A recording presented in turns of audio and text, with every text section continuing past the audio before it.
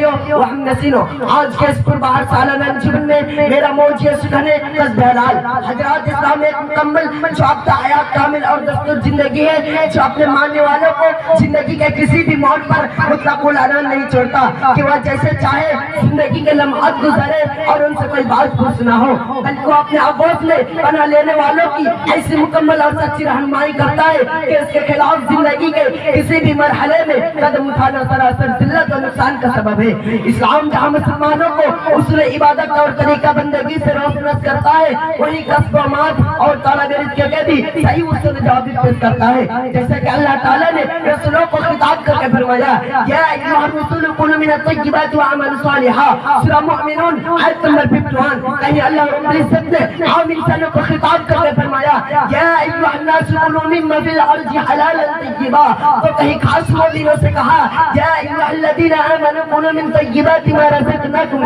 ان سبھی آیاتوں میں اللہ تعالیٰ نے بندوں کا حلال و طیب روزی کھانے کا حکم صادر فرمایا، کیونکہ اسلام کے نزدیک رزق حلال کا ایسی زبردست اہمیت حاصل ہے کہ دولت دماغ سے بہراور ہونے کے بعد اسلام کے ضمن ارکان پر عمل پیرا ہونے کے باوجود مسلمانوں کا کوئی بھی عمل بارگاہ خداوندی میں صرف قبولیت سے نوازا نہیں جاتا جب تک کہ اس کا کھانا پینا حلال نہ ہو۔ یہی وجہ ہے کہ اللہ کے رسول صلی اللہ علیہ وسلم حدیث شریف کے اندر ایک ایسے شخص کا ذکر کیا ظلم میں سفر طے کر رہا تھا، بال بکھرے تھے، بدن پر گرد و غبار لگا ہوا تھا، آسمان کی طرف ہاتھ اٹھا کر یا رب پکار رہا تھا، لیکن جس کا کھانا حرام ہو، جس کا پینا حرام ہو اور جس کا پہننا حرام ہو تو بھلا بتاؤں کہ تو کیسے قبول ہو سکتی ہے؟ صحیح مسلم پتہ چلا قبول عبادت کے لیے حلال روزی کا ہونا شرط ہے۔ محترم دوستو، اللہ رب العالمین نے سورہ قصص آیت نمبر 77 کے اندر ساتھ فرمایا وَلَا تَنْسَ نَصِيبَكَ مِنَ الدُّنْيَا، تمہارا جو حصہ دنیا میں سے ہے اسے نہ بھول جاؤ۔ لیکن اسلام کمائی کے سلسلے میں دو باتوں کا خاص طور سے ہدایت دیتا ہے، خاص طور سے ہدایت دیتا ہے۔ یہ کیا ہے کہ انسان خود کمائے، خود محنت و مزدوری کرے، دوسرے کے آگے ہاتھ نہ پھیلائے۔ دوسری وہ ہے وہ جو کمائے وہ حلال و حرام کمائی نہ ہو، جیسا کہ اللہ کے رسول صلی اللہ علیہ وسلم سنن ترمذی حدیث نمبر 1358 میں فرمایا ان اطیب ما اکلتم من کسبکم، سب سے پاکیزہ کھانا جو تم نے کھایا وہ تمہاری اپنی کمائی ہے۔ دوسری حدیث میں صحابہ کرام دریافت کیا کہ اللہ کے رسول صلی اللہ علیہ وسلم ایکل کسب اطیبو، کون کمائی سب سے زیادہ پاک ہے؟ آپ صلی اللہ علیہ وسلم نے فرمایا عمل الرجل بعدہ، آدمی کا اپنے ہاتھ کی کمائی سب سے زیادہ پاک ہے۔ بخاری کی ایک روایت میں ہے کہ اللہ کے نبی حضرت داؤد علیہ السلام بھی محنت و مزدوری کرتے ہی کھاتے تھے، لیکن آج کی فکر اور ہمارے سماج و معاشرت حرام کمائی اس طرح پرپ رہی ہے کہ لگ بھگ پورے معاشرہ میں اس حرام کمائی سے لطفت ہے۔ ان میں سے چند کمائی درج ذیل ہے۔ نمبر 1 رشوت دینا اور دینا، نمبر 2 چوری کرنا، نمبر 3 نہ کسی کا مال کھانا، نمبر 4 سودی کے لین دین کرنا، جس کے متعلق رسول صلی اللہ علیہ وسلم نے فرمایا کہ جان بوجھ کر سوچتا ہے کہ درہم کھانا مرتبہ جینا کرنے سے بھی زیادہ گناہ ہے۔ دوسری حدیث میں کہ گناہ کے اعتبار سے سود کے 70 درجے ہیں، ان میں سب سے کم تر درجہ ہے ایک آدمی اپنے ماں سے جینا کرے، نعوذ باللہ۔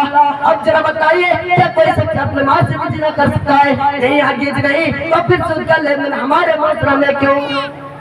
نمبر 5 جوا کھیلنا، جو جس کے جال میں پھنسے نظروں کو دیکھا کئی لوگ برباد ہو چکے ہیں۔ چوریوں میں کچھ لوگ ایسے ہیں جو چھوٹی چھوٹی رت میں لگا کر جیے کھیلنے کی آغاز کرتے ہیں، مگر رفتہ رفتہ اس ناصر کا ایسے عادی ہو جاتے ہیں کہ جیے کے لچھنا ان کے لئے دشوار ہو جاتے ہیں۔ محترم سامعین، اب تک کئی ایک نہیں گیمبلنگ سے جادو ہے جس کو ڈریم 11 سرکل فری پتے اور ناسانی کیا اس کے نام سے جانے جاتے ہیں، جس میں پڑھے لکھے طبقے کے 85% لوگ یہاں تک کہ دین اسلام غیر علماء کو عالت کو اور ماسٹر اور ہر طرح کے بزنس میں اس گیمبلنگ سے ملوث ہیں اور ایک لمبا ہاتھ مارنے کے چکر میں جیے کی گردن مسجد بھر جاتے ہیں۔ بس اوقات دیکھا جاتا ہے کہ رمضان کے مہینہ میں نماز اور تراویح کو چھوڑ کر اس گندے اور گھناؤنی کمائی میں لگے رہتے ہیں۔ محترم دوستو، جب تک قرآن کریم اللہ تعالیٰ نے جیے کی وجہ مبالغ فرمائیے یا ایھا الذین آمنوا انما الخمر والمیسر والانصاب والازلام رجس من عمل الشیطان، اے ایمان والو یقیناً شراب اور جوت اور پاسے سب گندے کام شیطانی عمل میں سے۔ دوسری جگہ سورہ بقرہ سورہ نمبر 2 آیت نمبر 219 میں اللہ رب العزت نے فرمایا اسألونك عن الخمر والميسر قل فيهما اسم كبير ومنافع للناس واسمهما أكبر من نفعهما۔ मोहतरम दोस्तों, शराब कमाई में हलाल व हराम का ख्याल नहीं करते, जायज़ व नाजायज़ सब जमा करने के फिक्र में रहते, उनके लिए बड़ी वाइद है। रसूल सल्लल्लाहु अलैहि वसल्लम ने फरमाया, ला यदखुलुल जन्नता जसदुन गुज़िया बिल हराम, वो जिस्म जन्नत में नहीं जाएगा जिसकी परवरिश हराम कमाई से हुई हो।